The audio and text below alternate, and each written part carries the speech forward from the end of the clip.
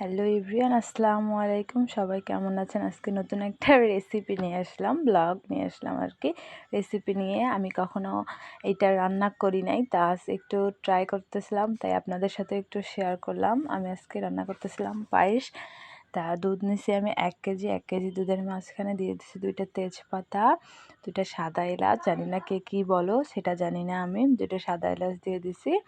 এই জন্য একটু গরম করতেছি।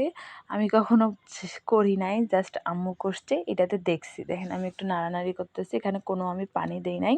আর সামান্য একটু দেখেন চাল নিয়ে নিয়েছি, এই চালটুকু দিয়েই আমি আজকে আমার পায়েসটা বানায় দেবো। আর সাইডে আপু চালটা আমাকে নিয়ে এসে দিয়েছে। তা দেখেন দুধটা আমার অলরেডি প্রায় হয়ে গেছে।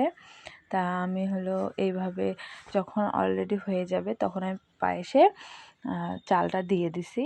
আমি কখনো করি নাই, যদি কোনো ভুল থাকে তাহলে আমাকে অবশ্যই কমেন্ট বক্সে জানাই দেবেন। কে কে পায়েস রান্না করতে পারেন তাই কমেন্ট বক্সে জানাই দেবেন।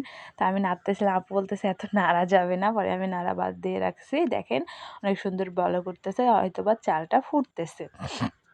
তা চাল যখন ফুটতেছে তখন আমি আবার নাড়তেছিলাম, যে দেখেন অলরেডি সুন্দরভাবে হয়ে আসছে। এত ধোয়ার কারণে আমার ক্যামেরাটায় গোলা হয়ে যাচ্ছিলো বারবার।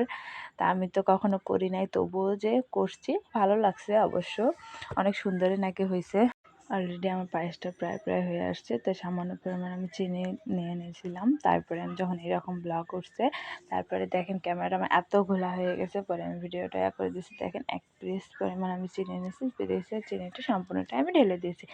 অনেক মিষ্টি হয়েছে, এত চিনি হয়তো লাগতো না। দেখেন আমার অলরেডি আমার পায়েস রেডি। আর আপু বলতেছে অনেক সুন্দর হয়েছে। আজকের ভিডিও আমার এখান থেকেই। সবাই ভালো থাকবেন। কে কে ভালো লাগছে কমেন্ট করে জানাবেন। কে কে পায়েস রান্না করছেন এই জগতে। আল্লাহ হাফিজ।